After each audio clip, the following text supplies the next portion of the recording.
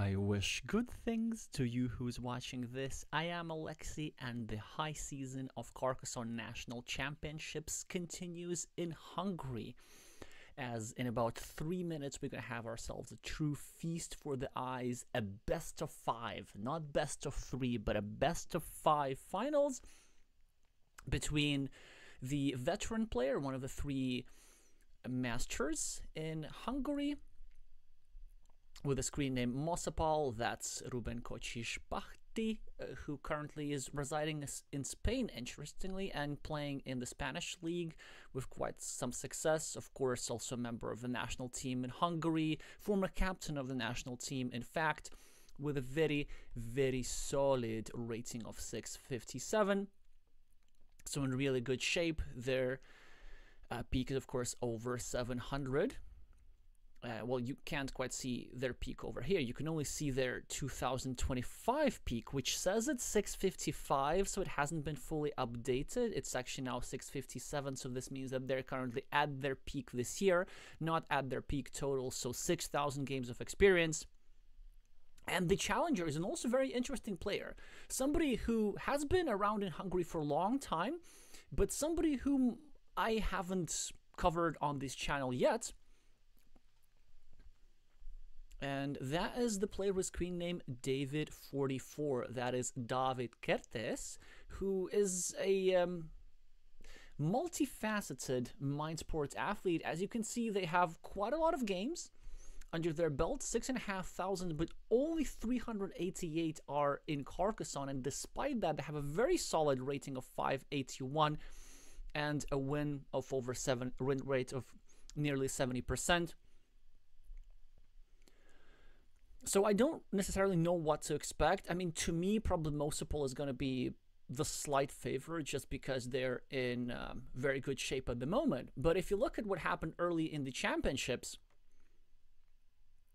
then it could be entirely possible that David is the favorite. So first of all, if you just have a look at the group stage, these were all the players that started in the championship. There were 34 of them in total, divided across 4 groups.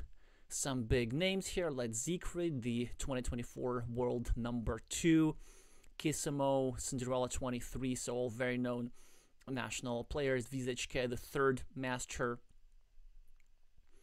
as well. But all of them have mostly been eliminated, so you can see the playoff bracket over here, the round of 16, and in fact, David was the one who eliminated Ferenc Kiss. Or Ferenc Kiss, actually, I think. But it's spelled K-I-S-S, which I think is pretty cool. Yeah, so that's Kisimo. Then mosopal took care of, well, Siegfried, who has the strongest, who has the reputation of the strongest player in Hungary, and Siegfried will be playing for 3rd place tomorrow. And David confidently went past FC Saba, so also a player whom I'm not that well familiar with, and in about 1 minute they are going to start their final showdown. Really usual rules. It's best of 5, kind of standard time control of 3 minutes time bank and a 45-second increment. Hi Napalm, hi Andy, hi Craft Giraffe. Buckle up for a good 2 hours here.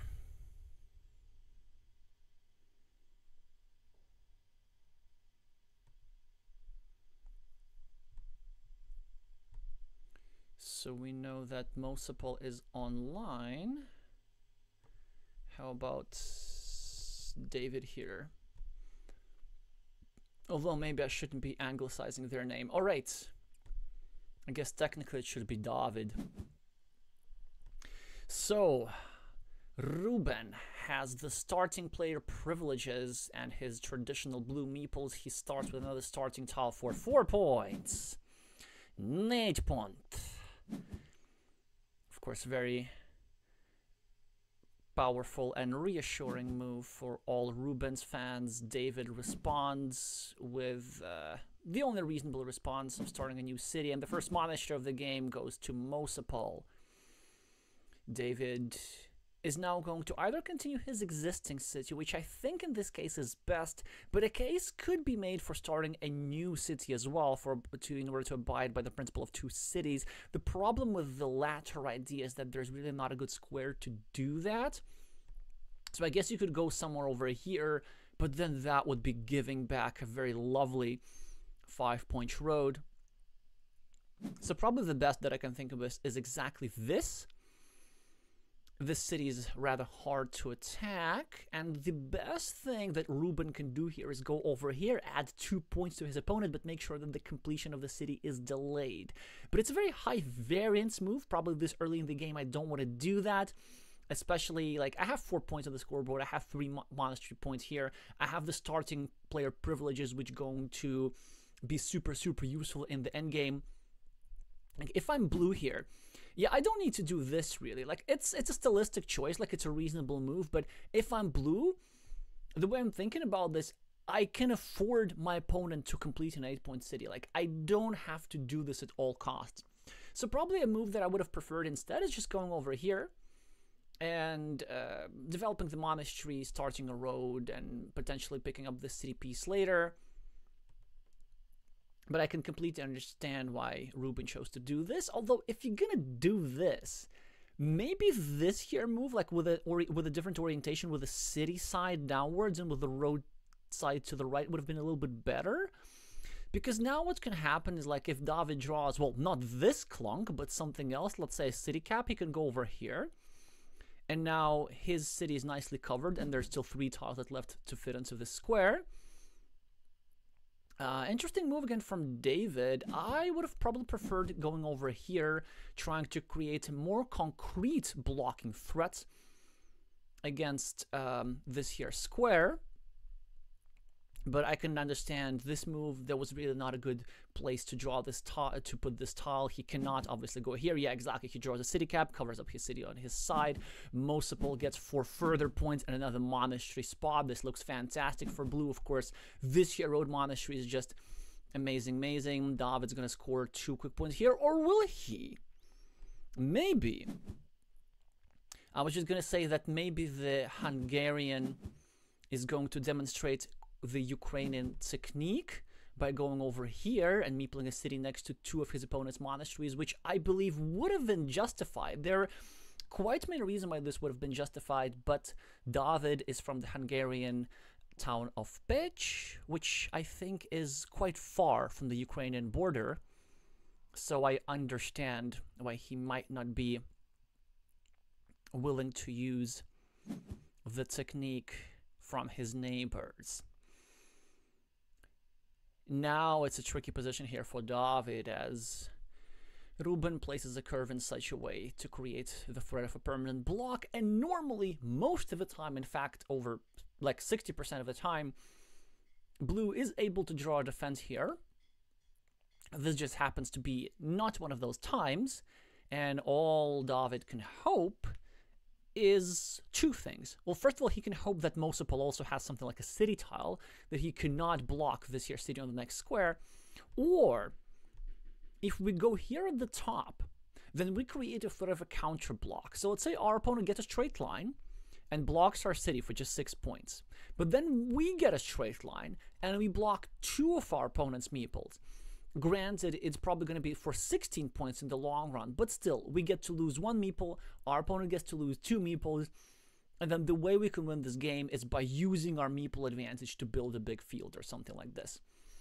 And the more I think about this, the more I really like this move, just because of this counter block threat. So normally, if this here meeple weren't to factor, I would have preferred something like this, maybe? Just kind of killing off the spot for the 3rd monastery and creating some sort of a blocking threat. But since we have a meeple in peril, which we cannot defend, why don't we respond in kind to our opponent? So always, like when making these decisions, think about the position holistically, and this is exactly what David has been doing for nearly 2 minutes now. And this is a move that could be a misclick. I cannot possibly understand it And, well, I can see where he's going with this, but the huge problem with that move is that it looks like it's restricting the square, but actually it's helping this square. It's helping the square by a lot because it's now unblockable, especially now that Ruben kind of covers it up from one side. There's this beautiful 8-point spot for a monastery that just goes here. If Ruben gets the monastery first, then honestly he's probably just wins the game, even if David finishes the city. If David gets the monastery first, yeah, sure, he can go here himself, but he will be forced to liberate this here blue meeple. So this here situation is something that benefits blue more than it benefits red.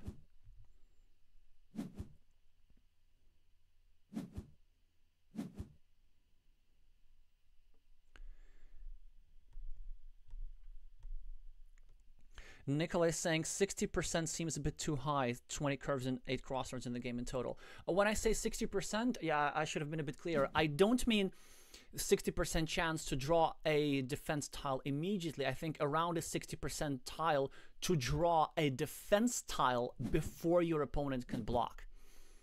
But again, the block is successful. David was correctly trying to go for an indirect defense. Ain't gonna cut it. And whilst I was talking, something more important happened. This here monastery meeple. Look at this here. This is just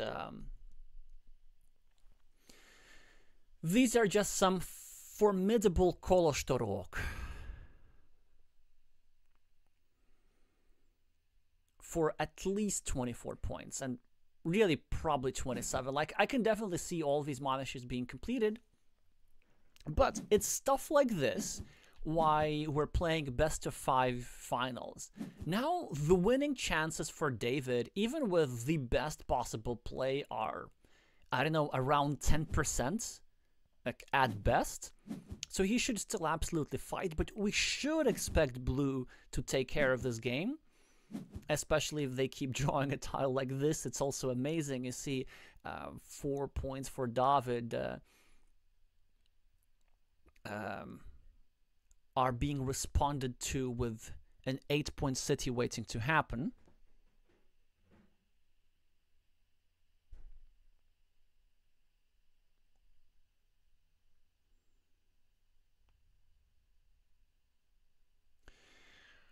Interesting move by Raf, suggested way earlier with this here horse tile for blue, going over here, starting a new road indirectly like this through the monastery before this monastery happened. Yeah, that's a very interesting suggestion. Unfortunately, I only saw it now. So let's try and save this game here for David. Now, the main question that we got to ask ourselves here is, like, how desperate do we want to be? And if we want to be really desperate, then we can YOLO it. We can go here and turn it the other way and then try to get a triple city. And then a bunch of cities over here, finish a big city ourselves. But David decides not to do that and shows some discipline here, just because how unlikely it was to accomplish such a goal. So the plan here for red is to first of all block this square. Because we need to block at least some of our opponent's meeple. Like, if we want to have a comeback in this game, since 3 monasteries have already gone out, like, we need to bank on the fields. And for fields, we need more meeple than our opponents. So let's say we're going to block this square, block this blue guy. Ideally, we would want to block this blue guy as well, but I feel like this ship has basically sailed. David continues his city. Ruben's gonna probably just continue his monastery, which would be wise. There are several ways to do this. He could either go here, setting up another monastery, or he could go up over here. And fortunately for David, Ruben has made now the first mistake of the game. It might not look bad, because this move does accomplish something, like it creates a blocking platform against this square. But the issue with this move is that it's a high variance move. It just happens to work in this particular instance, as Ruben successfully restricts the square to the 2 remaining daggers, but still, like, it's not something that's worth sacrificing a whole point over. Because now David can go over here and block this monastery toward one of the two daggers. Then David can draw both or one of these daggers, gets the city back, deny the meeple to this guy, later deny the meeple to this guy as well. So the problem with this here move is that it's playing like a normal game instead of the game that you're supposed to be playing when you're in the lead. So the idea here for blue, how you convert this game, how you convert your 80-90% chance of winning into 100% chance of winning, is you just avoid confrontation. And a way to avoid confrontation is just simply go here and take points for your monastery. Speaking of monasteries, finally the player with the red meeples draws one himself, although it's not going to be much of a consolation as the second monastery meeple goes back into blue's hands, plus 18 on the scoreboard. And yellow, I guess, has to come back. Oh, I was doing so well. I said yellow, right? I said yellow instead of red. I was doing so well today and early in the stream and last week. Well, it was a nice streak. Now I'm just going to keep mixing up colors.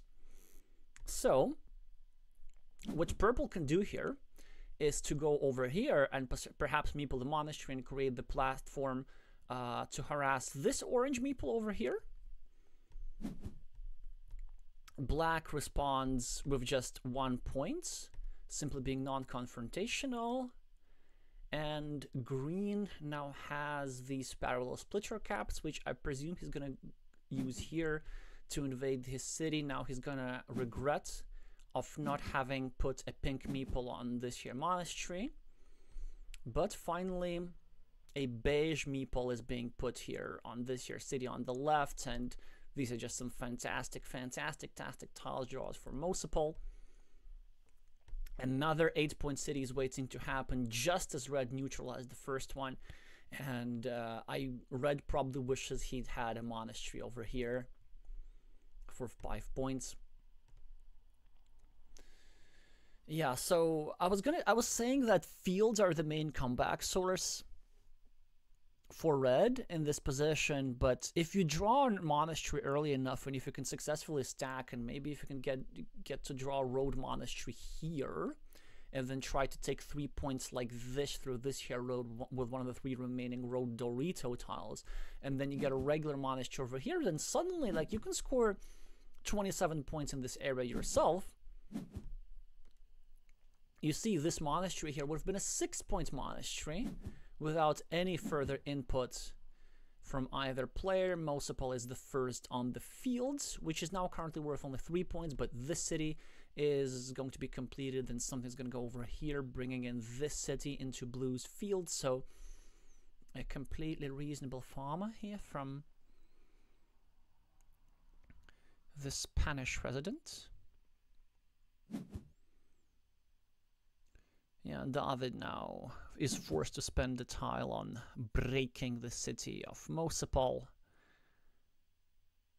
who's just happy to have a ruin, perhaps, given that he still has 2 meeples to play with. He also is going to get this meeple back soon enough, so all of the 3 monasteries are going to be completed. And this city, of course, is still going to be a threat, actually, then, even if it does not get completed. Either it's going to become a solid ruin for like 12 points eventually, because some tiles are going over here in those squares, or it will be tied with red, and red eventually will need to spend a meeple on it. But maybe, and now that many comeback ships have sailed in this game, maybe David can start thinking about conquering cities. He can go here, perhaps, and then maybe he can draw the splitter and do something like this. But what he needs to certainly not do is draw tiles like this, a rather uninspirational straight line, and I guess the best thing I can see is just going over here for 2 points. There's still plenty of road ends. 5 of them are crossroads. You can go here and just like build, drop a farmer perhaps if necessary. Then what you could also draw, you could draw the last remaining horse tile, score 2 points over here, and then attempt to block this square, keeping this farmer here for 3 points. I'm just trying to brainstorm something. The reality is it's a difficult position for red, but red, I think, kind of wasted the tile anyway. Of course, blue has been drawing fantastically, but I still feel that with more precise play, red could have still stayed in this game for a little bit longer. So let's see how resilient they turn out to be. So they get another straight line, and again, another unenviable choice. But if you think about this, if the previous straight line were to be placed here, and the second straight line can be placed here, and they can already drop a farmer for 6 points in a bunch of green squares. Now these straight lines, they don't look so bad. This is something that I see a lot of that players do at like 400, 500 level with straight lines. They wouldn't just meeple things, they would just discard them, or they would just generally discard tiles. Whereas in Carcassonne, very often, every little helps a little bit. And in a position David is experiencing at the moment, he might find it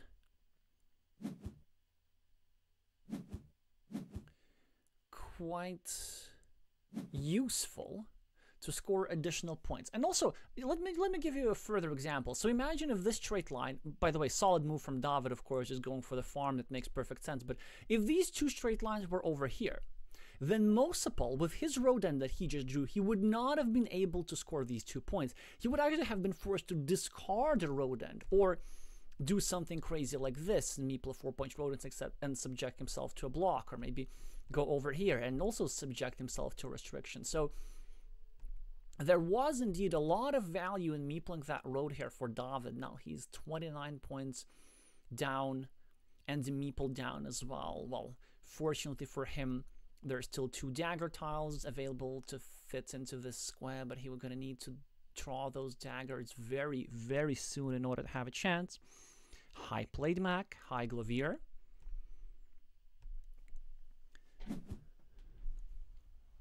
Alright, that is an interesting move from David, trying to just add a bit of variance into the game. mosopal is going to go for a 4-point road, creating a big 6-point loop. David gets himself a curve. That's hugely important curve. These 4 points that he's going to get are going to matter.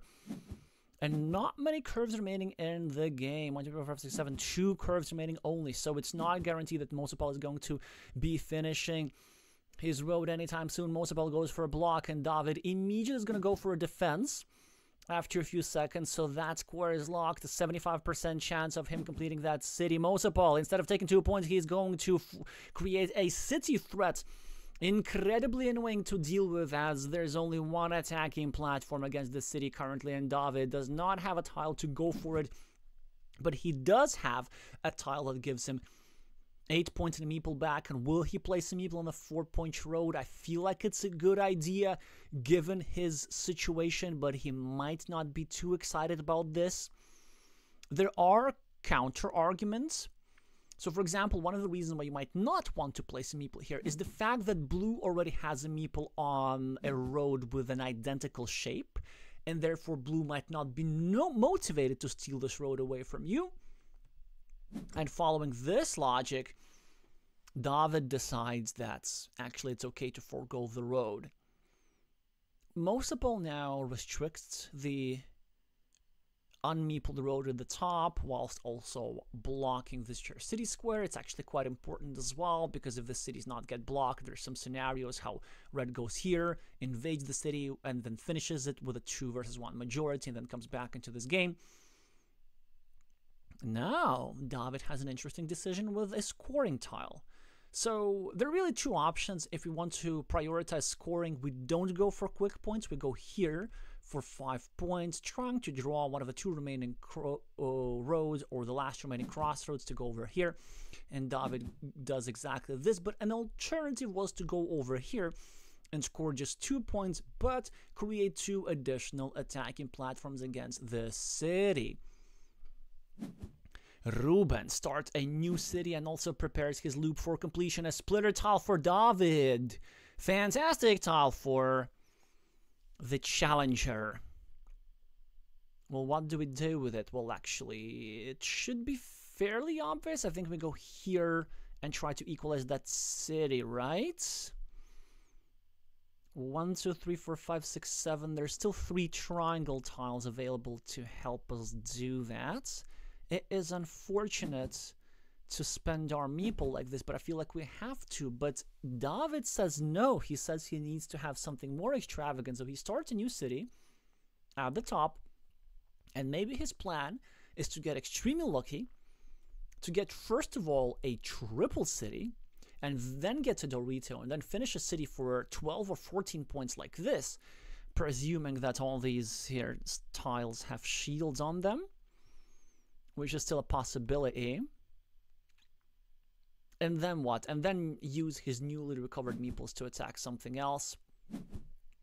I'm not sure if it's quite gonna work. It could be a little bit too slow, but certainly respect for the effort. In the meantime, 8 points and a meeple back from mosopal, and David presciently placed his meeple here on his last turn. He knew that he would draw the best possible tile in the deck, the only remaining shielded triple city tile. That is very, very nice to have. And what if he now gets like the only remaining shielded Dorito? That would be perfect for him for 14 points. He does not get that, but he gets a lovely tile in theory. One, which might actually be a lovely tile in practice. So my first instinct is that we have to take 2 points because we have only 1 meeple remaining. And I assume we take 2 points over here and then try to create some attacking platforms against the city. But then on second thought, we are behind, as Ruben has delivered yet another négypont Várostól on the right. So maybe we just go all in and go for a 7-point monastery here, try to get a curve to get a meeple back, or a Dorito to get 14 points and a meeple back soon enough, so that later we get to even add further things to this monastery and build it up. With 14 tiles remaining, maybe the riskier approach could be the way to go. Hi, Sergey.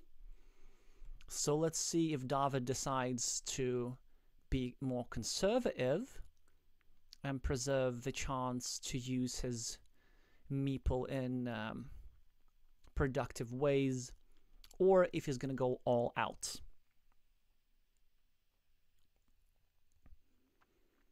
Nicola is suggesting expand the farm with the church at the bottom. Oh, this is quite interesting, actually. Yeah, so we can go here and score 2 points for this road and add this here city piece to our farm, and then hope that either this blue guy never connects, or we get meeples back and we are going to fight for the farm later. But unfortunately, David chose the worst of both worlds, so he took that spot out, but he took 2 points instead of meepling the monastery. And the problem with taking 2 points is twofold. Well, first of all, we take 2 points by and we as a result create a big field which is not ours. There's like 9 points here waiting to happen. Of course, Ruben immediately claims those. David's going to take 12-point city at the top, so that's something. But the other problem with this move is that had he scored 2 points over here, he would have been able to create these attacking platforms. And it's not so much that there's a threat of blue completing his city, which there absolutely is. It's the fact that the city already has 9 points in it, and we might just have to attack it anyway just to share those points. Now, mosopal is just munching on these quick points over here. 8 point, 8 point, 8 point, 8 point. Whereas David, whilst happy for completing his city at the top, has a tile with which he cannot score immediately, but he can either go over here and try to attack this ruin for some 9 points in the future, or he might go for a counter field himself, get 6 points over here, try to get a couple of city caps if they still exist in the deck, and with that he would potentially be scoring 12 points in that farm.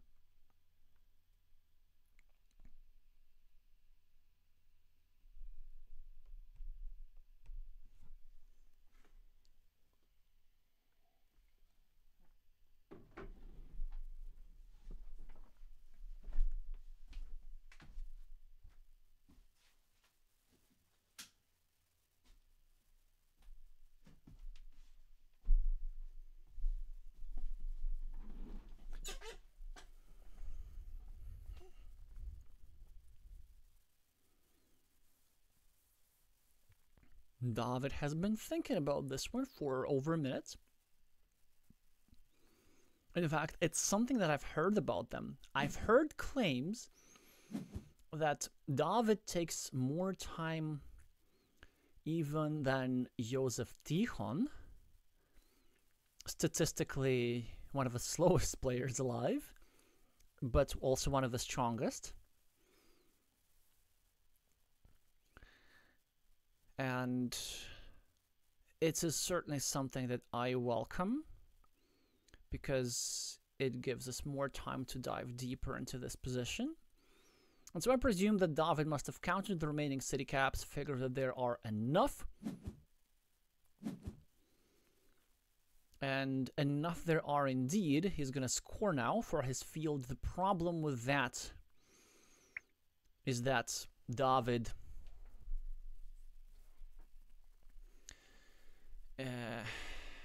is now facing another threat. I believe there should be still 2 triangle tiles that's left into this square, so a very high chance that blue is going to end up completing his city, which also brings us back to this here move. Had yellow taken 2 points over here, I said yellow again, this wasn't on purpose, I promise. Had red taken 2 points here, red would have been able to create an attacking platform and attack this city right now. Now, David instead is forced to rely on the deck. And first of all, draw a city cap that gives him 7 points. 4 for this city, 3 for the field, and now 4 for this here road, which I presume is going to be his move. 1, 2, 3, 4, 5, 6, 7, 8, 9. Yeah, there's 1 Dorito still remaining. Just wanted to double check. Or what else can we do? I know what we can do. So we go here, we take the 4 points. Then we draw some sort of road tile. Ideally, we want to draw the last crossroad. And we don't get to meeple back here for a road. Instead, we go here. We drop a farmer like this, and then we get ourselves the last road Dorito to not only deny this guy the connection to the field, but also to try and connect to the field ourselves. I mean, not only to deny this guy the completion of the city, but also to use this tile to connect to the field. Just try to imagine like a red meeple over here, an arrow, and then he penetrates this here 12-point field. Now, none of that is going to be possible with the draw that David just got. The best he could do is just go here for 9 points so he can get a 6-point field for himself, whilst also adding a city to his new field himself. Mr. Kocic is now probably going to take a 4-point road, although technically it's not the only 4-point move available. He can also go Ia for a 1-point road and the unification of his 3-point farmer with a 6-point farmer of David. But Ruben went for something stronger. He went for the field invasion. Actually, no, I don't think it's necessarily stronger. No, but it's fine. It's fine. It's totally fine, right? So he goes for 3 points, right? And the idea is that if David gets himself the last road Dorito tile, which should be in mosopal's hands, then David can go over here and block the square, but David cannot score more than 2 points as a result. So this is, in fact, I believe, the best move from Ruben, and Ruben manages to get the Dorito anyway, and win with a big, big difference.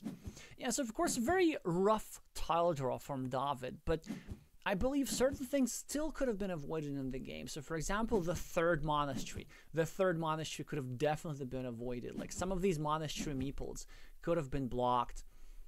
This big city could have been avoided too, so I feel like maybe just the shell shock of having your opponent draw 2 early monasteries was a little bit too much for the challenger here.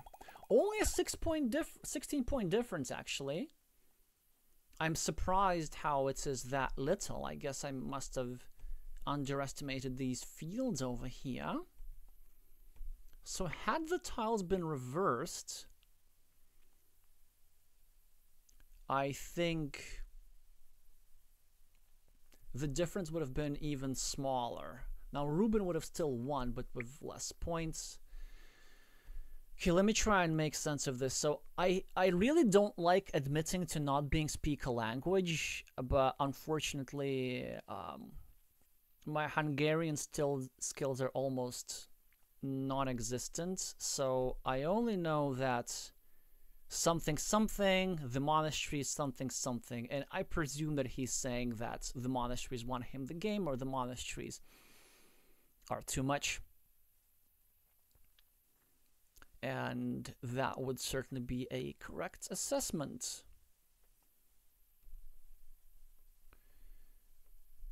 Okay. Do we have any Hungarian-speaking people watching? This might not be the case because I know there is also a Hungarian language stream by Siegfried happening at the same time.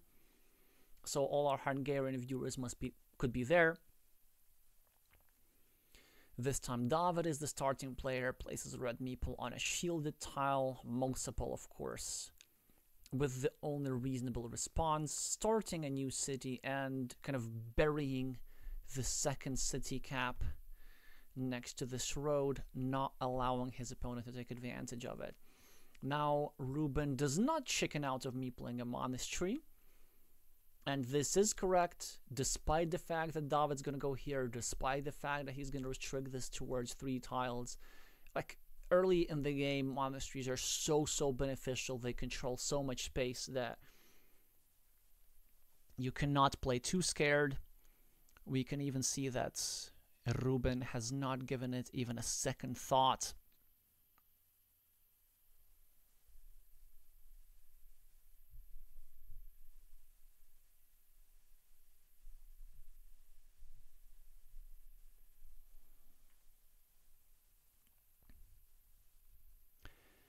Yo jatekot is saying David, and I have no idea what that means. This is so embarrassing. I presume it is some sort of Hungarian pleasantry.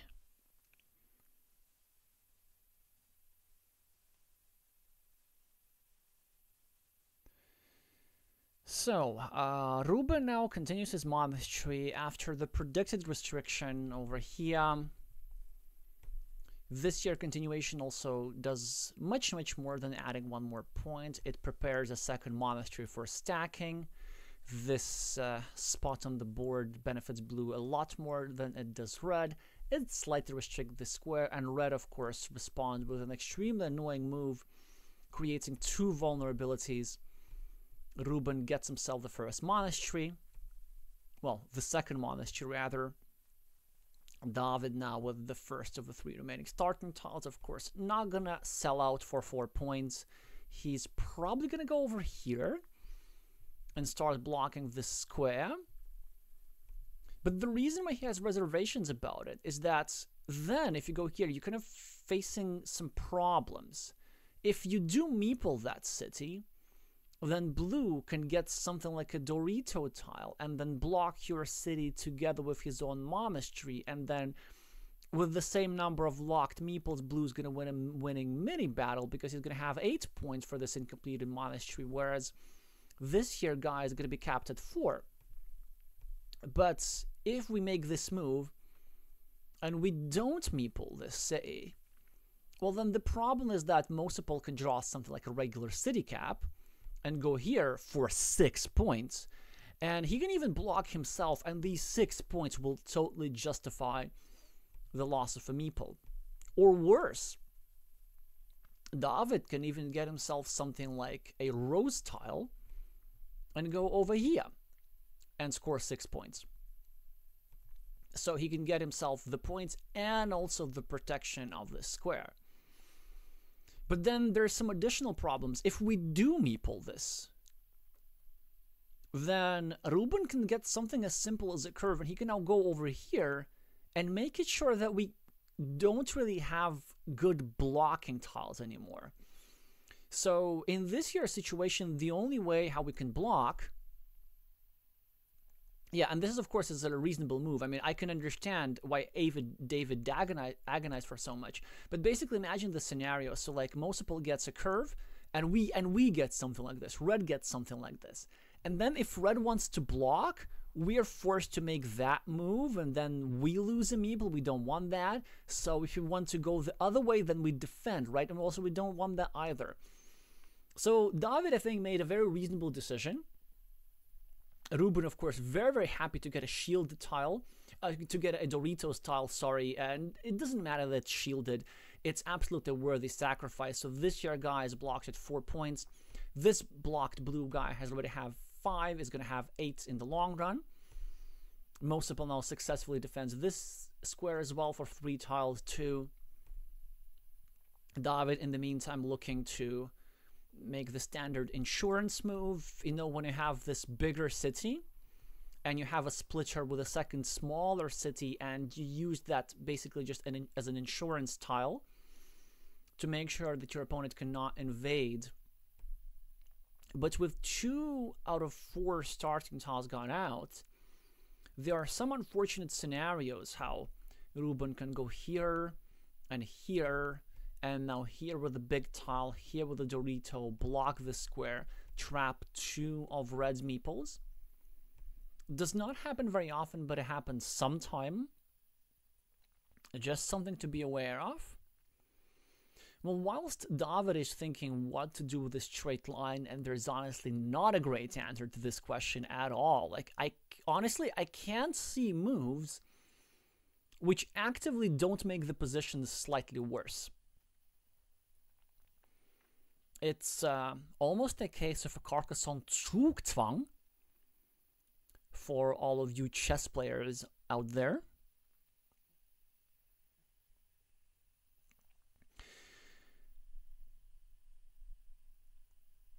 Yeah, so going back to this move, I think the reason why David chose to go here as opposed to do something else, because David could have just ignored this and, you know, continued his city. The reason why this move was good is that it also severely restricted this meeple. It's just, unfortunately, red was not able to follow up, as blue immediately drew a defense. This here move by blue is actually quite lovely. So the idea of it is that it creates an attacking platform against this here city, whilst also pre-building a long road going all the way here through blue's city and blue's 2 monasteries like this. So believe it or not, a road like this is actually possible. We still have 55 tiles left in the game. And this is also the reason why this straight line was such a bad tile for red.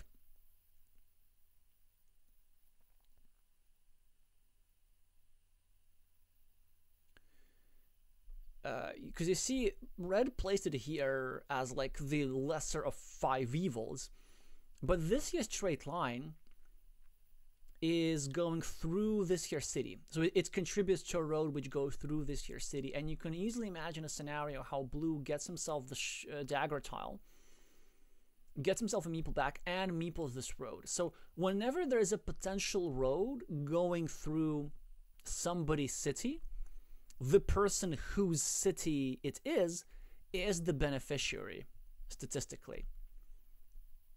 Now this here move by David is unfortunately the first sizable mistake of this game. It's a natural move. It's not easy to see why it doesn't quite work, and ouch, this is going to be painful. Oh, the pain. I can understand why he would do that, but he is going to suffer so much in this game. And all as a result of that previous move. Okay, we have to unpack that. So why was this a problem? Now, first of all, I want to show you what the correct move was. Now, players going to exchange some natural moves, but I believe red is already in a very difficult position. Not lost, because the score is 0-0, but that position, it's really painful to be red. Okay, so the move that red should have absolutely played, as mosopal gets the first 2 points of the game at the top, and also leaves an empty city cap, which David is now going to take advantage of. And, well, David is in the lead. But yeah, so the correct move was to go over here with this Dorito tile by red. And the purpose is twofold. First of all, we separate the 2 cities. We make sure that if we get blocked, we lose only 1 meeple instead of 2. David now finishes another city for 6 points, which is lovely for them and gives him a glimmer of hope. mosopal now, if he's worth his salt, he's going to probably go over here. Or anyway, this move also makes a lot of sense. You know what? Let me just do this. Like, I'm gonna come back to what's happening in the game for a second, but I really, really want to address that situation. So basically, the correct move was to go here. That way, we separate the 2 cities, so we make sure that if they get blocked, only 1 meeple gets blocked and not 2. And then we cover up one of the cities with 4 Dorito tiles remaining. It is actually not that difficult to finish the city eventually, and with the run out of the tiles in the game, both of these meeples would have still been alive. But I understand the reason why David chose not to do that, because if you were to go here with a Dorito tile, then his meeple at the top becomes a bit precarious, and maybe mosopal can go over here, and then this meeple can either get lost or restricted. But the truth is, it wasn't that dangerous. And how would I say this? And the only reason there was any remote danger is because Ruben has placed this tile above, like a couple of moves earlier. So he created a bit of threat, a bit of pressure on that square, and that induced a mistake from David, right? So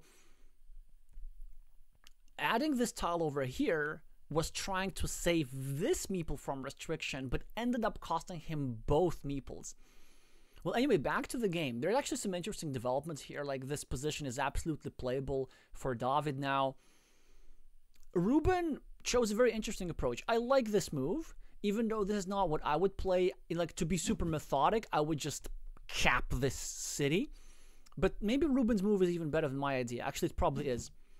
So he figures, okay, now red has 2 meeples blocked. It's very bad for red. Red's going to be at a meeple disadvantage for quite some time. And so Ruben figures he's going to start a field, whilst also continuing his monastery. That also makes a lot of sense, as we see David score even more quick points and some more hope points as well. Ruben's going to respond with 2, I presume, at some point. This here way to score 2 points looks the strongest. Yeah, Ruben's very, very precise in this game, actually.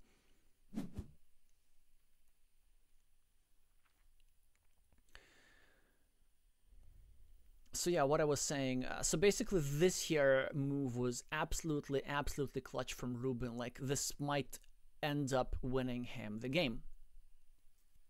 I say this with some reservations, as David is ahead of the scoreboard for now. But here's what happened later. Somehow, red got some quick points, and then got this monastery to equalize this here monastery of blue, and then also managed to equalize the city of blue over here, and then suddenly blue's farmer is not that dangerous. Now it still has a lot of potential. Like, mark my word, it's going to be an amazing, amazing farmer. But for now, it's only scoring 3 points. The reason I'm saying for now consists of 3 sub-reasons. Sub-reason number 1, a city cap is waiting to happen, and so mosopal gets 8 points on the scoreboard and also a city in his field, almost justifying this farmer already. Reason number 2, there are lots of squares, green squares for further development, and mosopal is going to have the meeples anyway. He's going to draw city caps and build cities on there anyway. Even if these here two constructions are temporarily thwarting the development of the field. And reason number 3, like once this long road is built, which has now been split into 2 medium-sized roads as a result of this here straight line move from David, then this here city from mosopal is going to be part of the main field. So long term, it just looks fantastic-tastic. Now, how could David still win this? We see another precise move here from mosopal, trying to develop, not to develop, but to curb the development of this here ruin. So now it's going to be capped at, what, 7 points only. For 2 meeples, that's 3.5 points for meeple, that's not a lot. But David is now actually playing really well in response. So he's drawing city caps, which is the correct choice of tile draw, and he's building them somewhere away from the main field of mosopal. Now he knows that he's going to be at a meeple disadvantage in the long term because of these here blocked guys. And so what he's trying to do is create a bunch of small fields elsewhere as opposed to one big field. And then if there are no big field fights, then Red can conceivably win with his scoreboard lead plus some bits and pieces that are scored elsewhere. But it's still an uphill climb from now. But like the spirit is definitely laudable here. So we don't do what happened earlier in the Croatian Championship today, but we build cities as far away from our opponent's field as possible. Ruben now with an interesting conservative move, just dropping a city cap in his field. Does not want to invest a meeple for a new city. And look at David. And I think this could be another one of those under pressure moves. I mean, this move makes some sense. It sort of blocks this city cap. mosopal gets the dagger and meeples the road, which was prepared a very long time for him and by him. And now, whilst David is thinking what to do with this road Dorito tile, and since I don't have any good recommendations for him, I'm gonna go ahead and read the chat.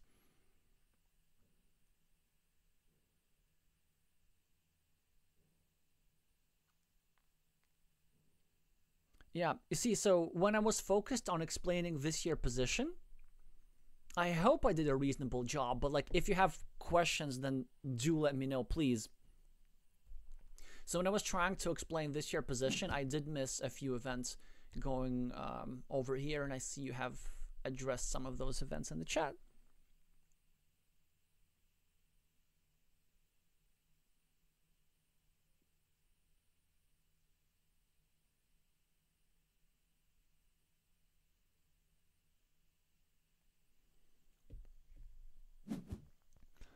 All right. David is trying to build his monastery,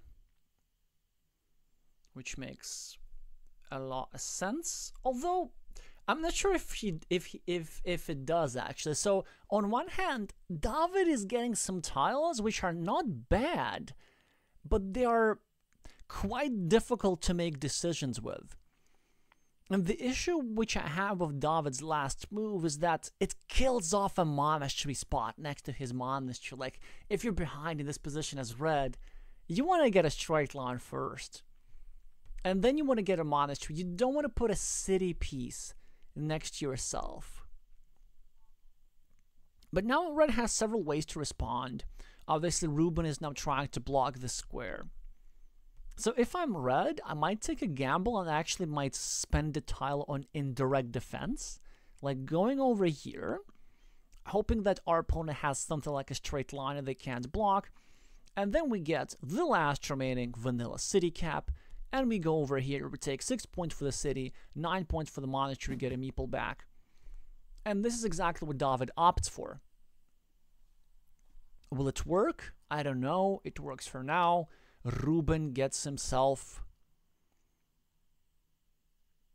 a rose tile. And let's see how greedy he is. The most conservative move that I can think of is just going over here. Getting himself 5 points, meepling a new city cap, that sort of stuff. A more aggressive move is this. Yes! Yes! I'm not sure if it's correct with the lead, but this just happens to be the move that I would play. We pre-finish one of the road, which we can now... oh yeah, of course, later. So we pre-finish one of the roads, and we start a second road. And we just enter into this road paradise.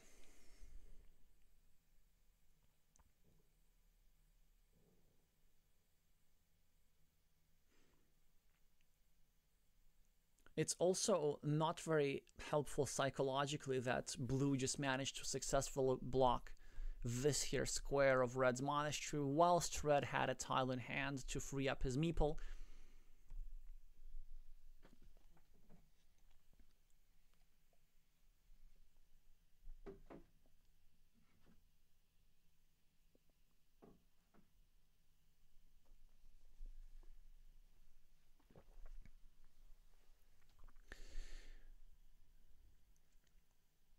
But David can block a meeple in response.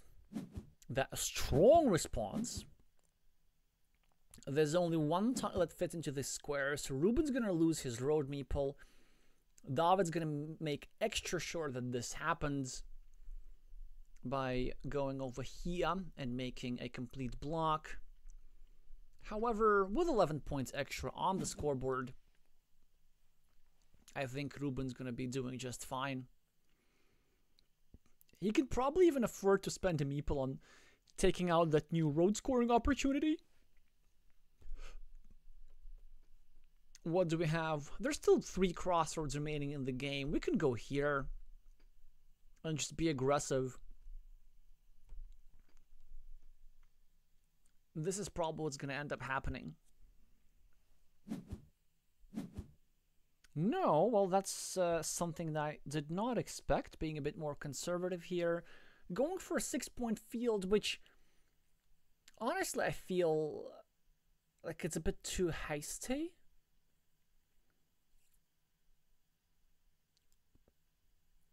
David now with a shielded tile. This is exactly the type of tile that he needs. The best option strategically to me seems to just start a new city somewhere and hope that we can get 8 quick points with 2 city caps, or 1 2 3 4 5 6 7 8. There's still 2 Doritos remaining. Yeah, that's not great. Instead, David makes a reasonable move. He uses this tile for a restriction move, but it could be a little bit too slow as 4 quick points descend on mosopal's scoreboard.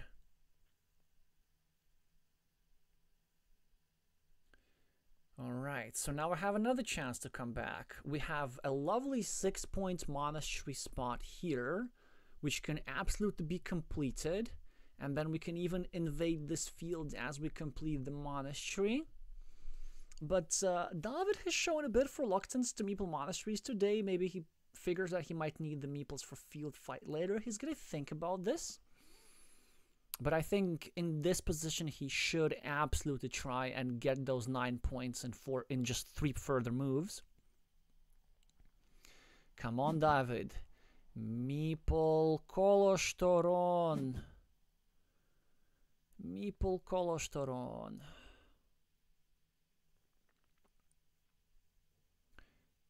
Well, he's going to get something out of his position, so he chose not to use a meeple.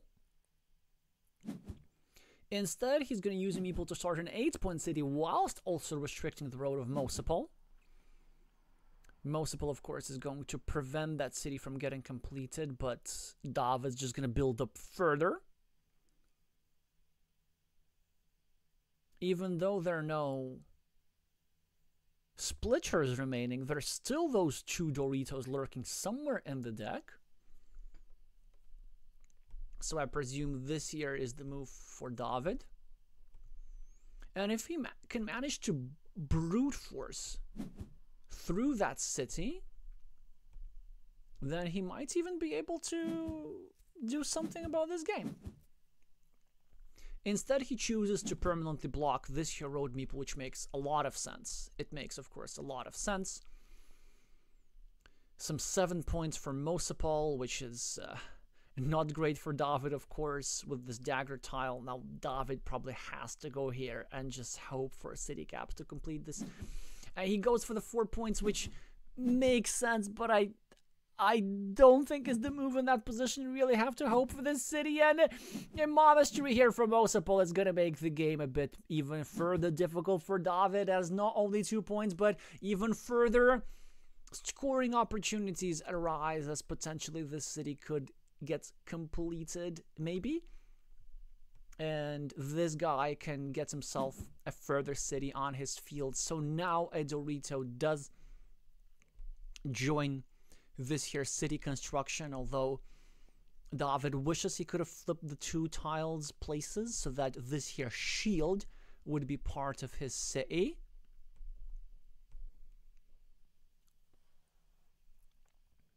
mosopal with a shielded tile of his own is probably double checking the number of city caps in the deck, which is not a lot of city caps. In fact, I can only see 1 city cap remaining. And upon further thoughts, I appear to be correct. So he doesn't even bother going over here and starting a new city, precisely because of the lack of city tiles. David gets a scoring tile that he can use to get 2 points in 2 possible places. I guess this one makes the most sense, as it creates some farming opportunities that Red might use in the last move to try and penetrate what is now the most valuable feature on the board. Yeah, I told you earlier, this here farmer will make the general public speak of himself. But there's a lot to be thought about the orientation of this tile, and honestly, I can't quite process which way it would be better.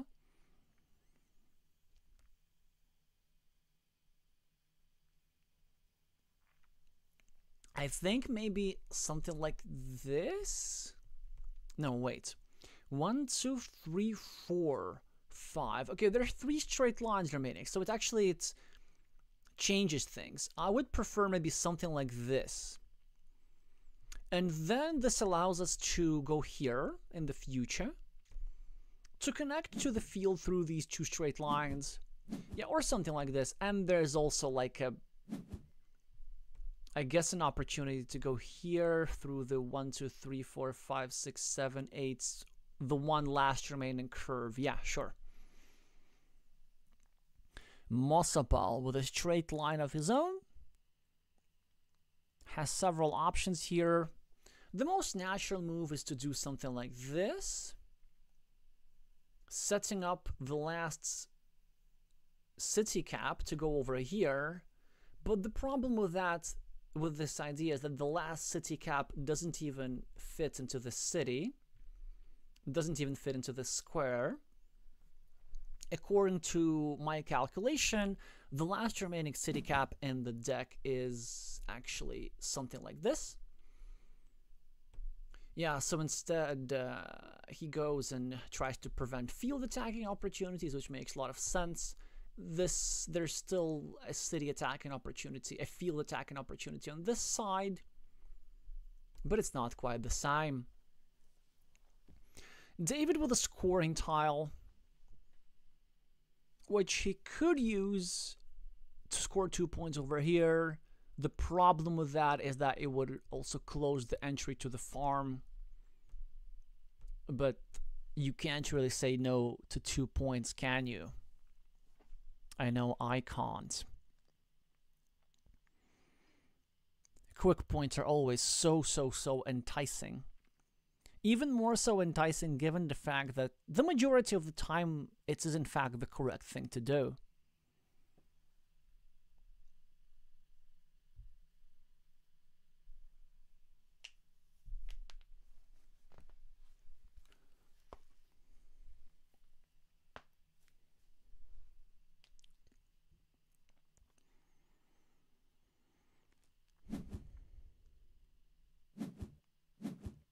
And reluctantly, Red does add the 2 points to his scoreboard, leaving himself 53 seconds on the clock and not a lot of hope in this game. But maybe a bit more hope in the championships overall. It's not unthinkable to win 3 games in a row. It has happened.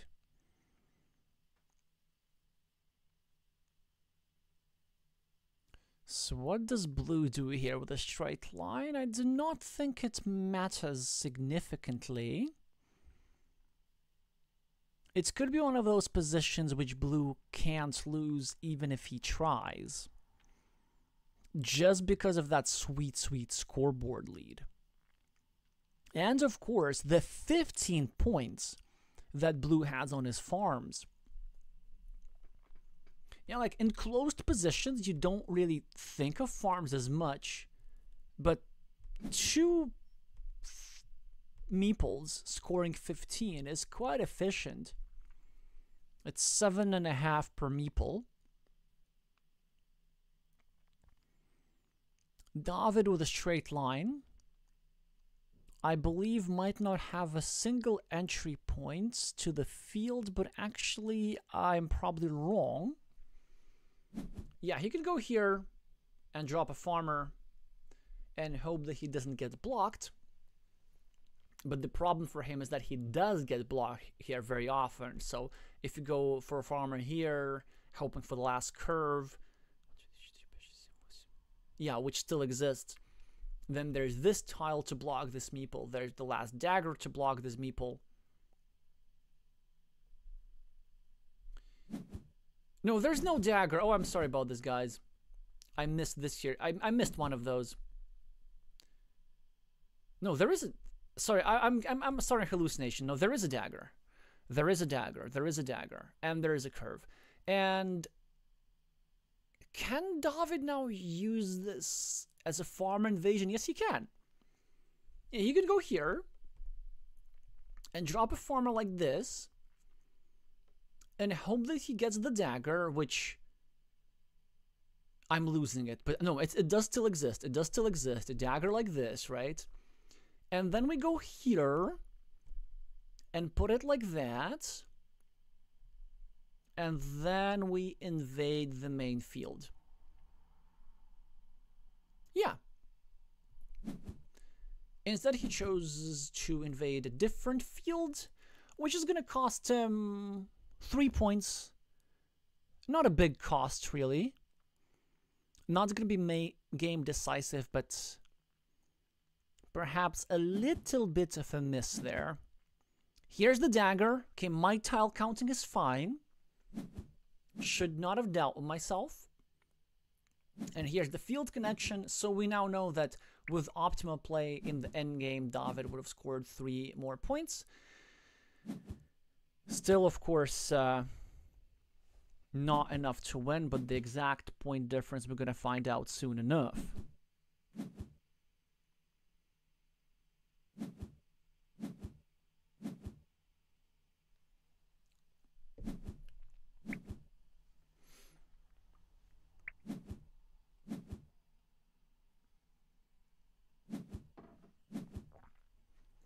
Mosopal is saying something about blocking. Presumably addressing this here situation. Yeah, -20 is the difference. And it looked like the tile draws were very rough. But actually in this case, believe it or not, I think that red had the winning tiles for this game.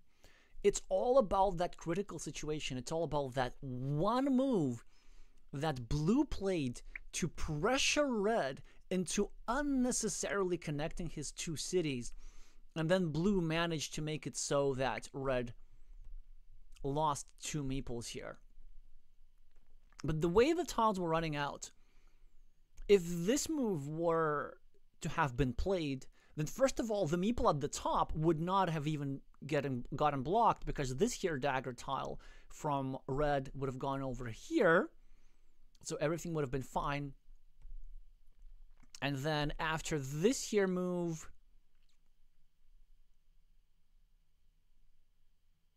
David would have been able to go here for indirect defense, and then eventually David drew this here tile, which would have allowed him the completion of the city. So these small things, they can change everything. All right, so are the players ready for the finals? I don't know.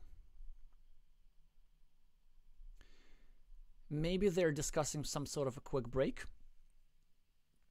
But a reminder to y'all that since it is a best of 5, right? I'm not hallucinating. Yes, it is a best of 5. Then David still has chances in this.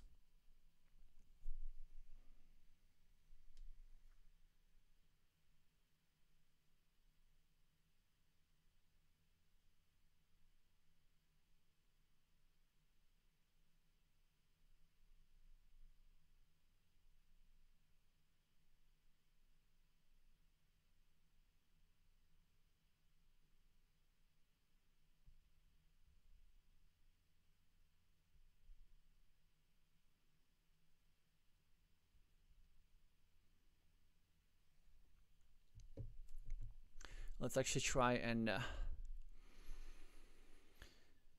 figure out if we can understand. One of the very few things that I know in Hungarian are numbers, but I don't see any numbers in this message, and I was hoping to see how many minutes of a break they're taking.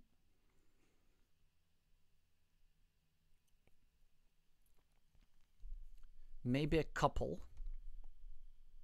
Like, this word in theory could mean couple. That would make sense.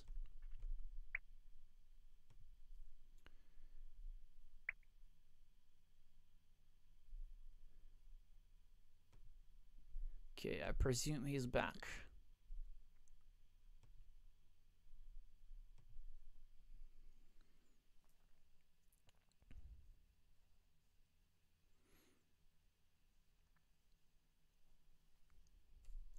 Again, if anybody of y'all in the chat do speak Hungarian, then make yourselves known for the greater good.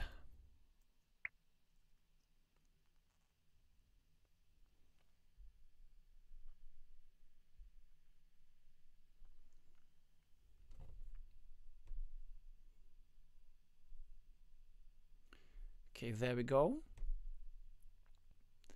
The rematch has been created and the game has started. So mosopal gets to be the starting player here. He could clinch the national title right here, right now, within the next half hour. David with his red meeples are going to do everything to prevent this. mosopal with a bit of an unusual opening. The most common orientation of this tile is that way, to not give back loop roads, to not give back two qualitative monastery spots. Actually, I think this might be the worst orientation out of the 3 possible tiles. So, the reason why it's good to have a road end at the bottom like this for blue is because in some scenarios, this here road becomes a 6-point loop. Whereas now it is not possible. This road is going to be finished with a road end eventually. David gets himself already 10 points on the scoreboard as a result of quick points here, here, and here. Mosopal still doing just fine. He has his own setups, but none of them have yet to become liquid assets.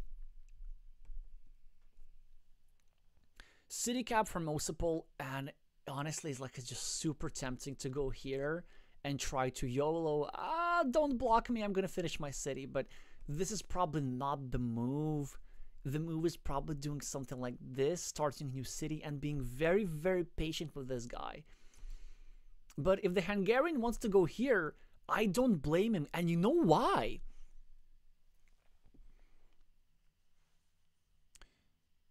Actually, no, scratch that. I mean, I don't blame him, but now that I think about this deeper, I don't really see a lot of benefits into going here. So probably just starting new city somewhere, yeah, at the top. And the reason it has to be there, it's because that way your new city is the least in the way of her other features. There's also an argument for starting a new city like right here at the bottom. And the idea is twofold. Well, first of all, we protect this here city a little bit. By restricting this here square, we reduce the number of options our opponent has for creating a blocking platform from above. And also this move has a bit of a downside, because in the long term, or at least in the short/medium term, Mosopal is going to be at a slight meeple disadvantage, given the fact that he has 4 of them on the board and David has 0 on the board. And so what this move does, it creates a 9/12 point field in the long run. And as predicted, David is the first on the field. He's now also going to go here and attack this here city and expand his field and also pressure this road square and all of these good things. So Mosopal now needs to think a bit harder how he's to play this position. He chooses to try and finish his city as soon as possible, which makes a lot of sense. David's best move is probably to go over here to try and as quickly as possible block this meeple. But I can also see a move like this, which would decrease the quality of 2 of blue's squares. In the opening in Carcassonne, you really want to look for moves which play against 2 of your opponent's squares, regardless whether the 2 squares are in the same feature or in different feature. They happen to be in different features in this particular instance.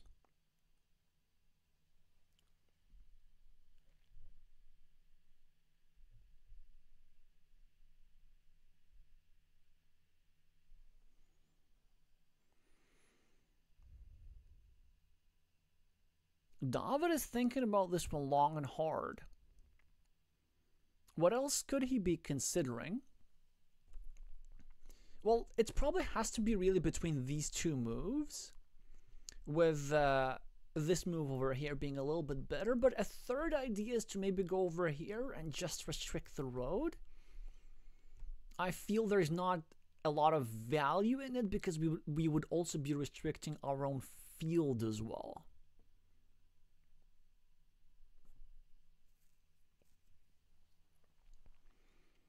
So very curious. I hope that Red comes up with something creative, something I hadn't thought about. And he goes for what I think is the best move. Some nice find here from David.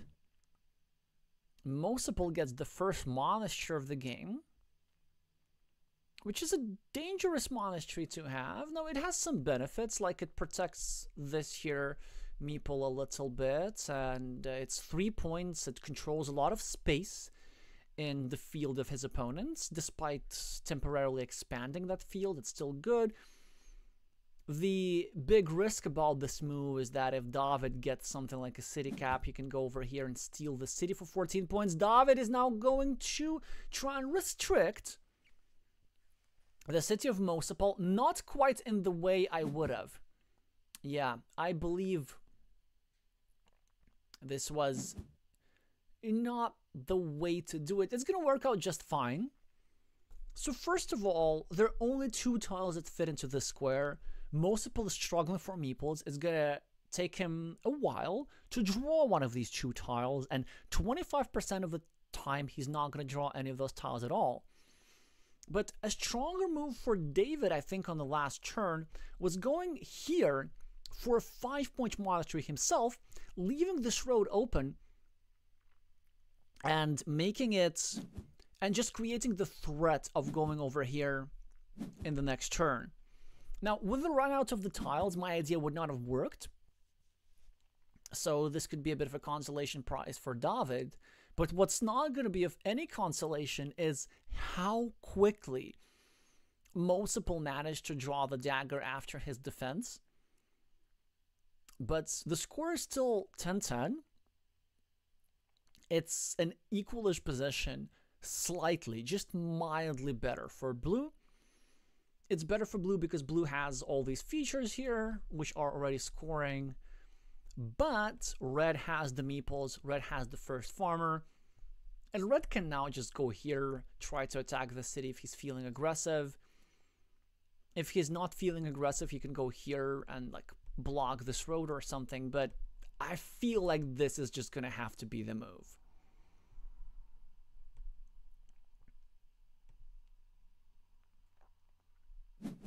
And he does exactly that. Mosopal, with one of the best tiles in the deck, scores himself 6 points. 6 points on the scoreboard, gets a meeple back, and also does so without having to expand the field of red, of course. Most of the time, blue would get this curve, and then red would benefit from this here extra castle. But I hope that David does not find this too tilting. Like, this position is completely playable.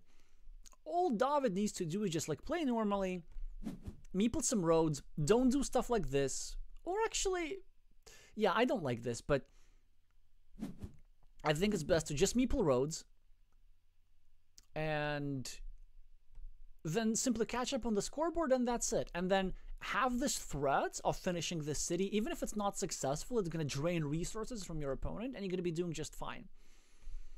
This here move, I can see the intention behind it. Like, the main intention is that, of course, it restricts this here square and does not allow your opponent to invade. But what's going to happen now is that Mosopal is going to go over here and finish his city, and then restrict the square even further to just 1 tile.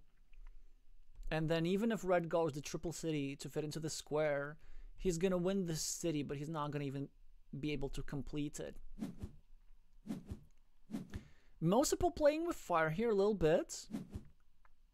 Chooses to leave the square open and give David a chance. David with a straight road, which looks like a bad tile, but actually, with 2 straight lines in this position, with a bit more of a straightforward play, David could have scored 8 points. First, you take this road for 4, and you also create an attacking platform against your opponent's city. That's additional value. Second move, you go here for 4 extra points, and you still have 2 meeples in hand to play with. As for this city, it's not super important to protect, and this was why I like this move in the first place. If we don't just put anything here, then if our opponent chooses to attack this square and try to equalize this city, then we can go at the top and pressure 2 of these points and gain ourselves a meeple advantage. Or in some cases, we reinvade the city and win 3 versus 2. Ruben now continues his road. David really does not like the idea of meepling roads. I'm a bit surprised about this. Like, some 10 points. 10 points could have been scored with all these road tiles, and instead he scored -1 by adding this one to his opponent. So again, it seems to me that, like, red is drawing playable tiles. So blue is still drawing better, but, like, And again, he really does not like meepling roads.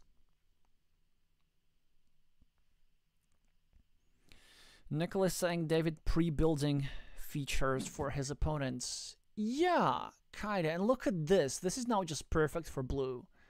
Blue pre-finished his monastery. David is finally going to score 4 quick points. But blue just has no problems in this position. Yet.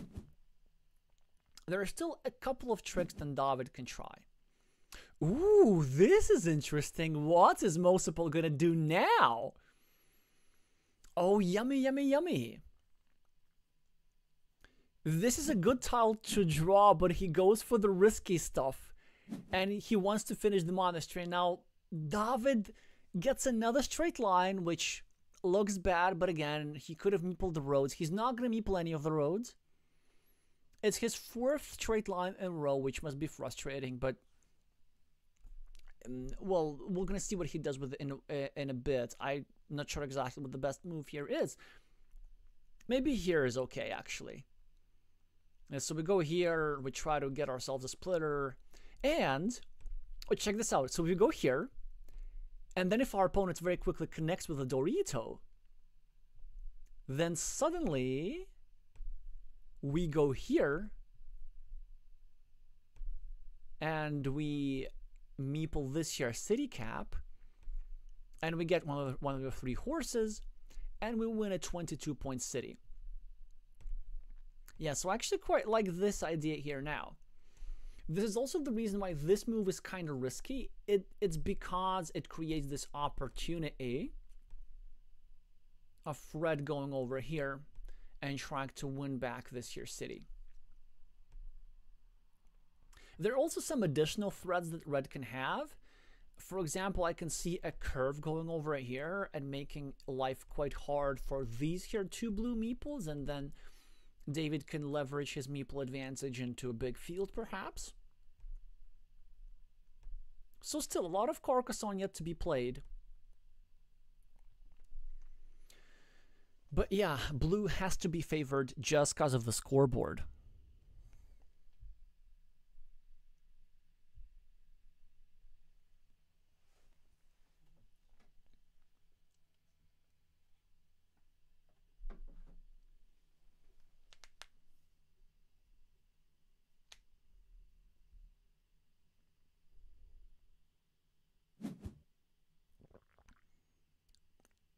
David makes a move around that square, which I think is okay, but it's not the move. It's not the move that you want to be making.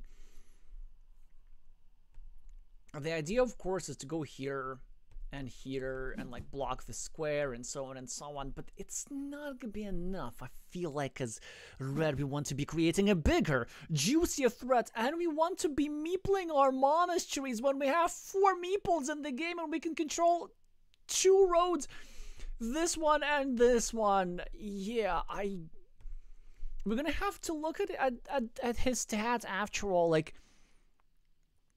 under meepling monasteries is a serious flaw in the game, and there were games which I myself lost for like not scoring enough.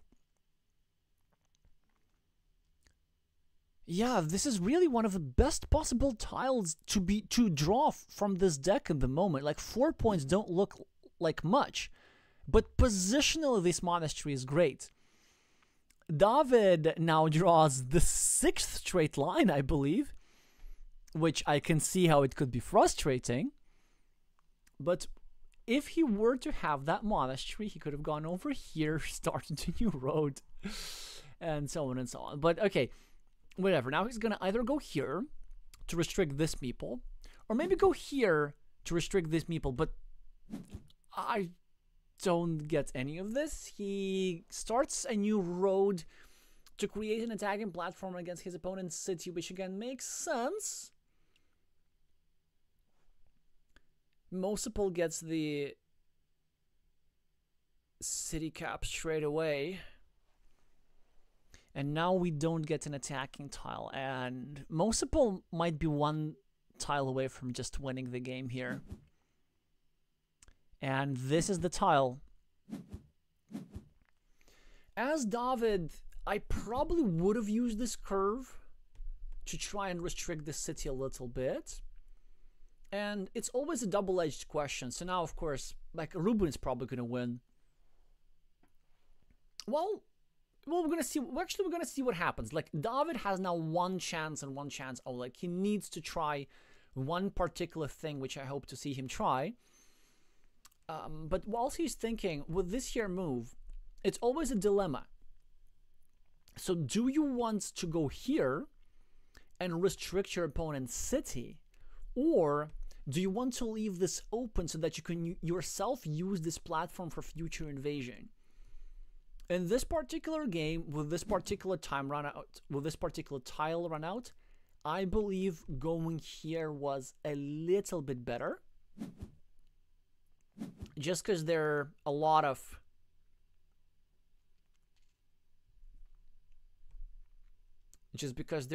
how do you call them,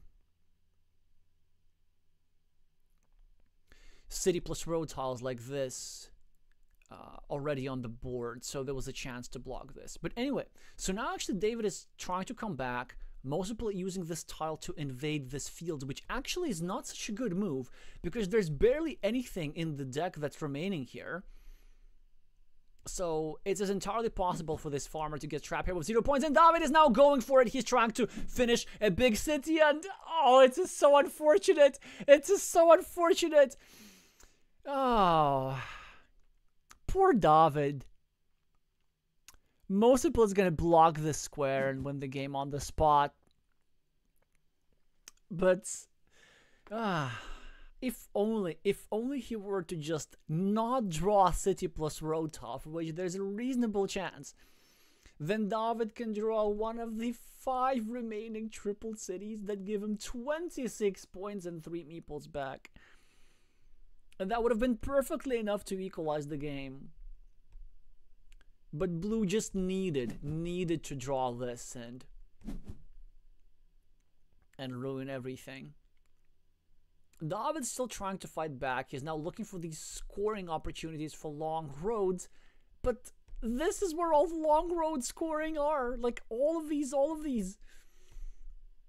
So now a little bit too light, but still massive respect for the effort, of course.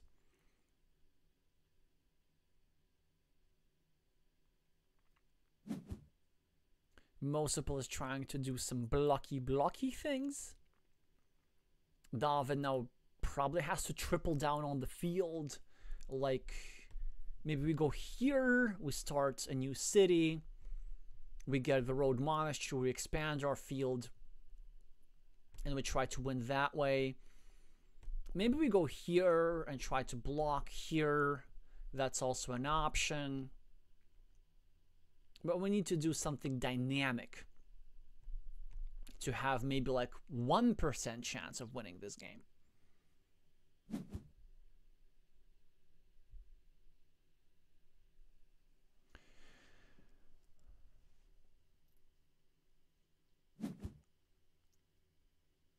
That is interesting.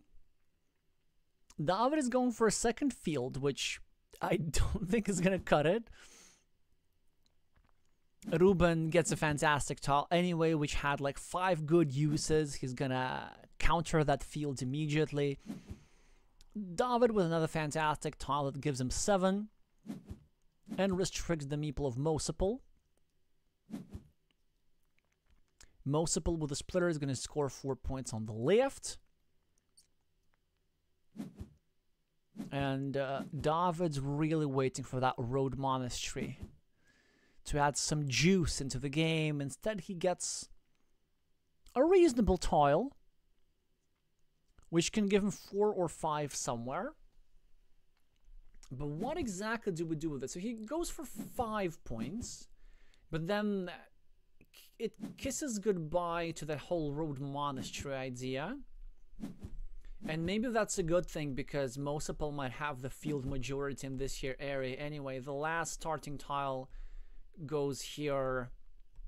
It's a very strong sequence here for Mosopal. has himself 6 points for the field in addition. A meeple majority, 32 points on the scoreboard. This is exactly the kind of combo that you want to have in any game of Carcassonne. On the bright side for David, I believe there's only one tile that's left to fit into this square. So if he draws the final remaining straight line, then he will deny this farmer points, as earlier predicted. Monastery for David, which he's not going to meeple. And in this case, rightfully so.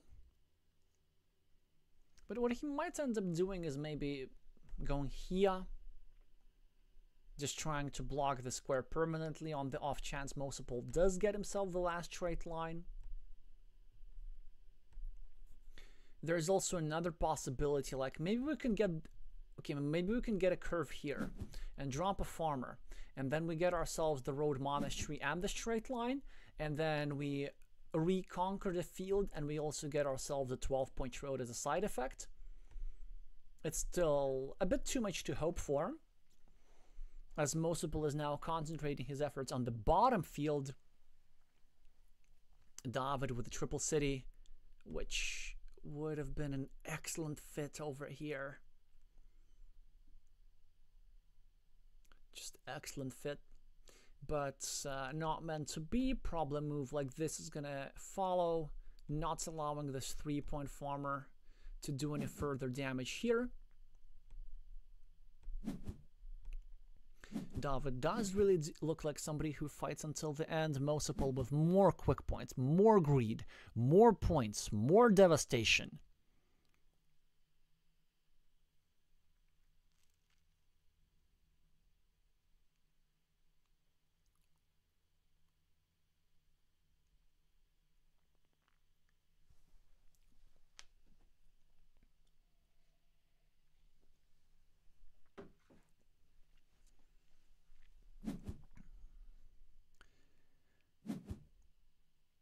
So mosopal now connects one of his farmers.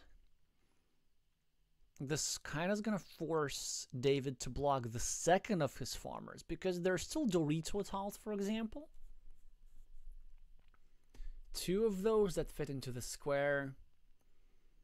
It's unfortunate to have to waste a move with a good dagger tile, but what needs to be done needs to be done.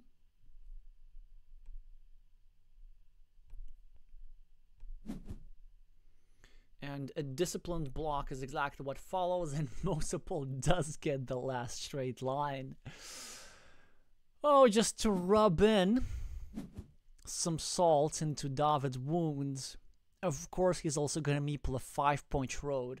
And just to rub it further in, this 5-point road is of better quality than this 5-point road above. However, it doesn't matter at this stage of the game because there isn't a crossroads available to separate these 2 roads. So how does David do anything here? Now, we're not talking about winning, of course, but we're talking about reducing the damage. And unfortunately, in this position, we can't even meeple this monastery. We have to keep our meeple options open for quick points and stuff. Triple city for Mosey. Probably going to be promptly discarded. A move which makes a lot of sense. David can maybe start pre-building some sort of city somewhere. Actually, yeah. So David's like crazy mini comeback option is to go here and try to draw the last 2 remaining Doritos. There are exactly 2 of them remaining. There's 1 field Dorito and 1 road Dorito. Shielded road Dorito, I might add. So that's going to give him 12 points and just 2 further moves. And I believe this is the level of desperation that we have to stoop to. But yeah, you always want to be on the lookout for those crazy something. And imagine if the difference on the scoreboard weren't 34, but it were like 20. Then suddenly this game becomes winnable for David. And he goes for a similar idea. And he chooses to pre-build instead of to score directly, which again makes a lot of sense. He doesn't want to invest a meeple. Now Mosey's probably going to get 2 quick points somewhere. Although, since your opponent is doing these things, it might be more precise to do something like this to break that city, but a more principled response is just trying to outrun everything, and this is exactly what Ruben is doing. David gets a shielded tile, just not the one that he needs. He needed exactly this, and then exactly this. I believe we can't really afford to go here, but we can do something like this, maybe? Just create some further city opportunities. I'm scanning the board for daggers. I see only one of them available. And it's not the dagger that we want, unfortunately. Yeah, so he just does a discard, basically, which is not a full discard. It also creates an option for him to go here, drop a farmer, invade this 9-point field in the last move. So still trying to spend the last 7 tiles of this championship by playing precisely,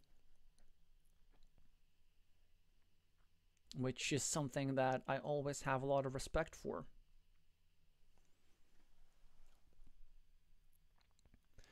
Curvy tile for Mosey can just recognize that sort of thing.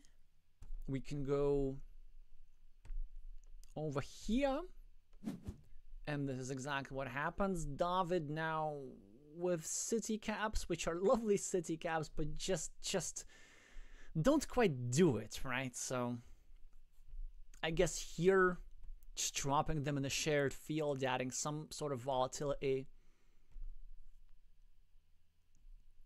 Also, this here 4-point move, whilst it protects the field, it actually gives back scoring opportunities with one of the 2 remaining horses. So maybe this year move for mosopal could have been better with a meeple even. That's quite interesting. Yeah, so David does not have a horse. And in fact now it's officially the case that he simply is not going to have enough tiles to equalize the game, even if Ruben tries to cooperate, which he won't. Ruben's going to score the 5 points himself. That's just dirty. With a U. Finally a dagger for David and some quick points as well. Only minus 37. The Dorito goes to mosopal, and now mosopal's going to go for that 12-point city, and he's going to get it. Just look at him go. He's gonna do it. Like, he has nothing to lose. He might as well do it just for kicks. Do it.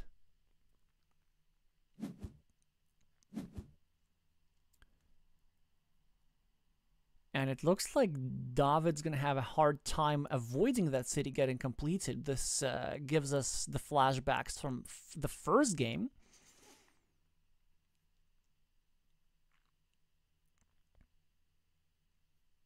The best that we can hope for is that we just go here for 1 point.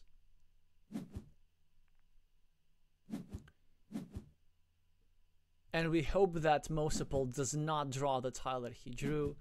David, with a very nice field invasion at the end, he's going to score his 9 points. After Mosey scored 12. And he's going to get an additional 6 here for this here city. Just to rub it in. Now this one's really, really rough. What is the difference? 40? 50? I think it's 50. Oh no, 40. Because I forgot about that unfinished city in the center, which belonged to David. Yeah, some rough draws, of course.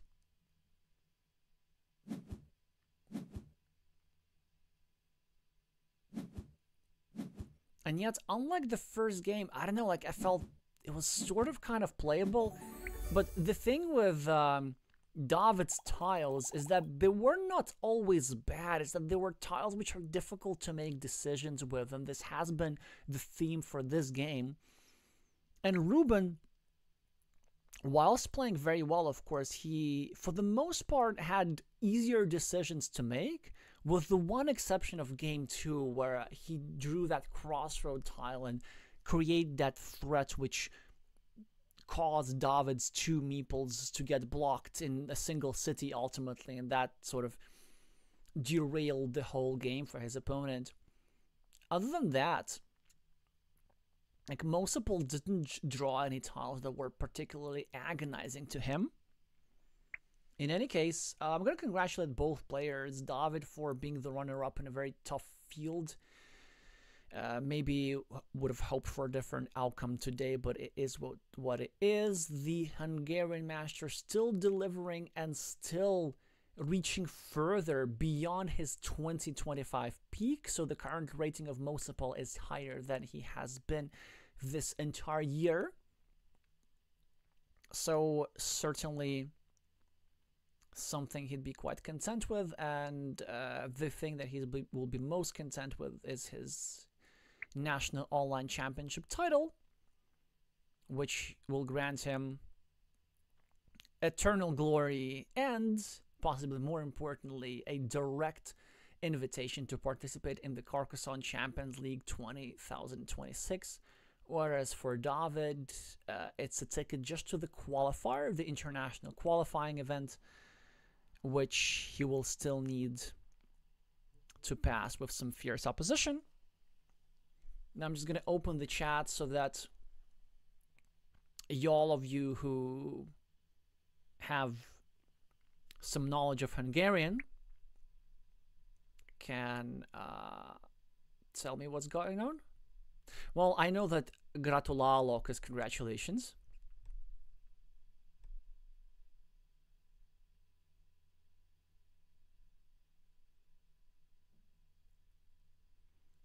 And then I don't know that much else.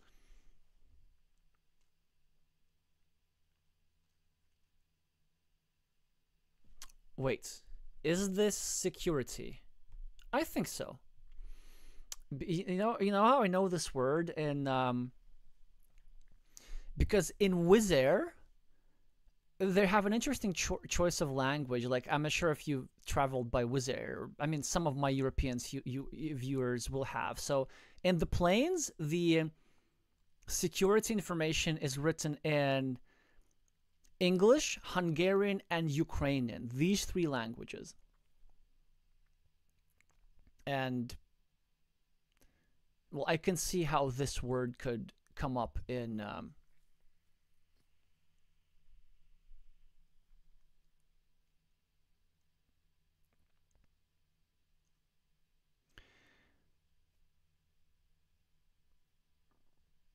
a discussion of a game where some blocking has occurred.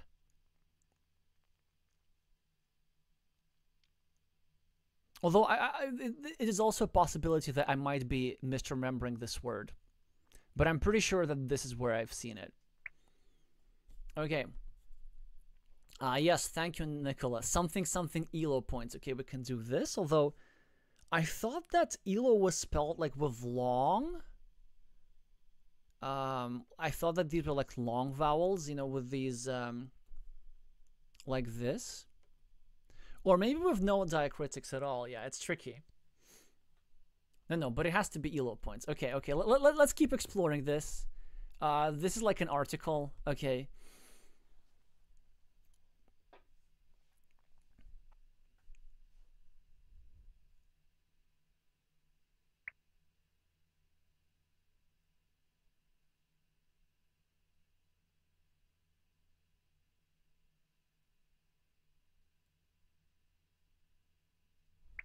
Okay, we can do this.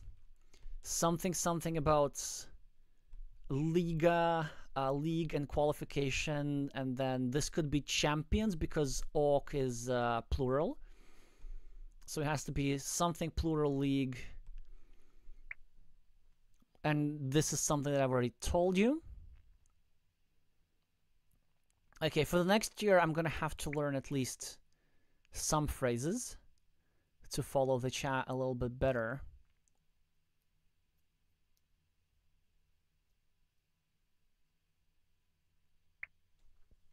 Yay, something with monasteries. Which could be referring to the fact that mosopal drew a lot of those. Or it could be referring to the fact that David didn't meeple the ones that he drew.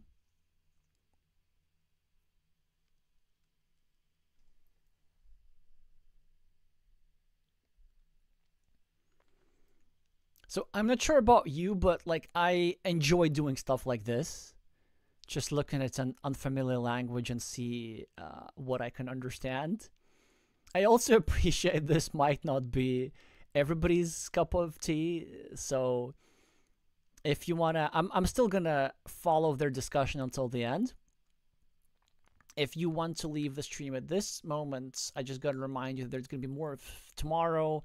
There's gonna be Croatian and or Mexican championship semifinals, finals going on. So they're definitely going to be broadcast tomorrow. Make sure to subscribe for more competitive Carcassonne content if you want to view those championships. And maybe meeple the like button before you leave, but I will be here for a while.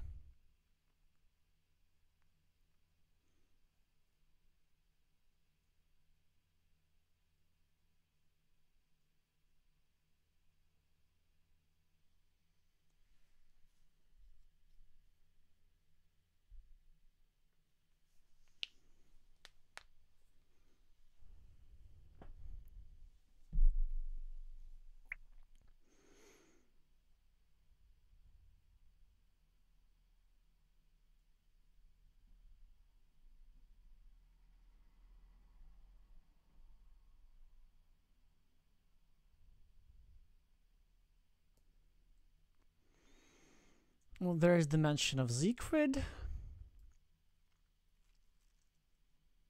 who is going to play for the bronze medal for the third prize tomorrow. Either tomorrow or in 2 days, I don't quite remember.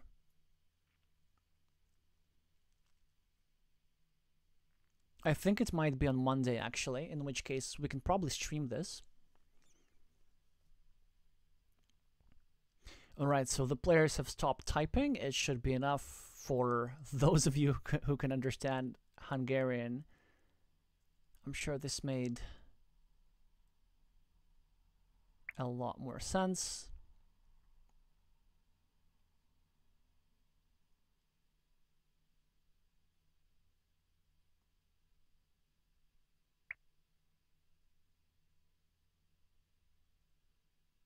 But the words themselves are beautiful. Like in your language, how many words have 3 Ös? Köszönöm. Köszönöm szépen.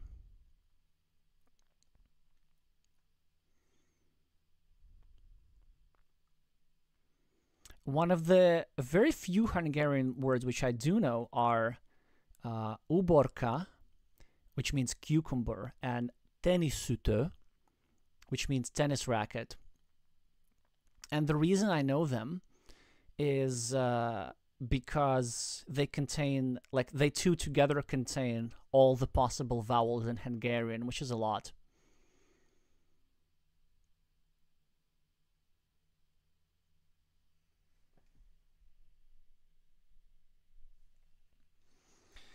Okay, Nicholas saying Visanizem is something like see you later.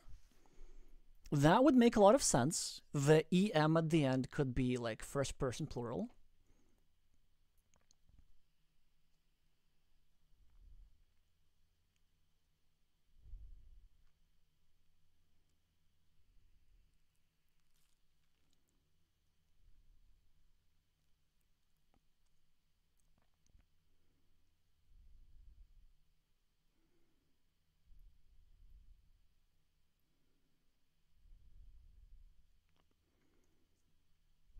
There's also the occasional German loan word to make it easier.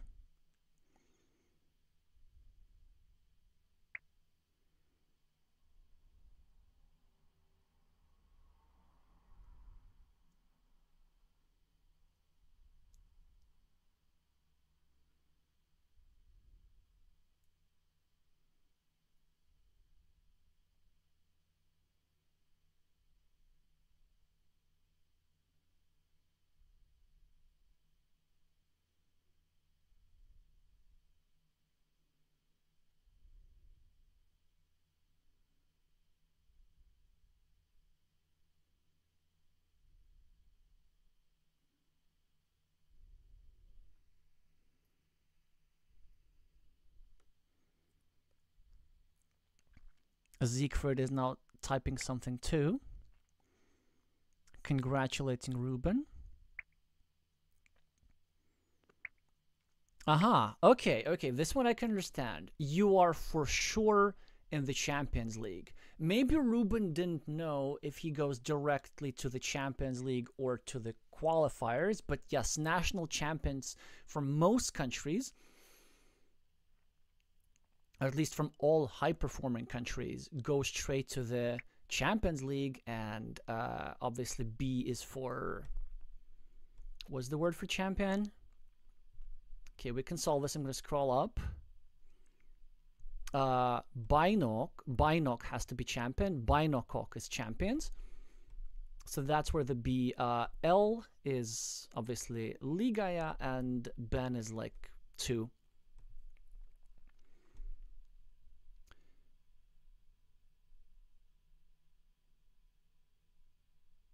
Well, I guess Liga. Okay.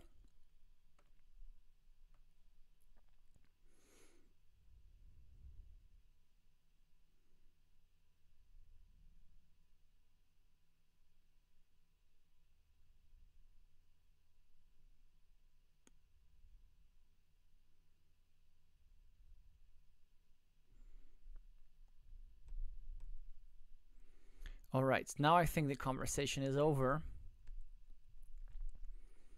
At least we can understand something. Yeah, because this one looks like a German loan word.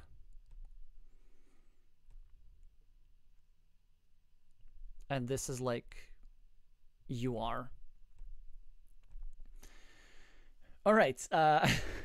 So this was my entertainment for the evening. Your entertainment hopefully was this game. I'm gonna leave you here. I've already told you to click all the good buttons, which I would appreciate that you do. See y'all tomorrow for the Croatian and Mexican championships, or at least some of those. Just stay on the lookout for stream notifications. Thank y'all so much for watching, and I'ma see you soon.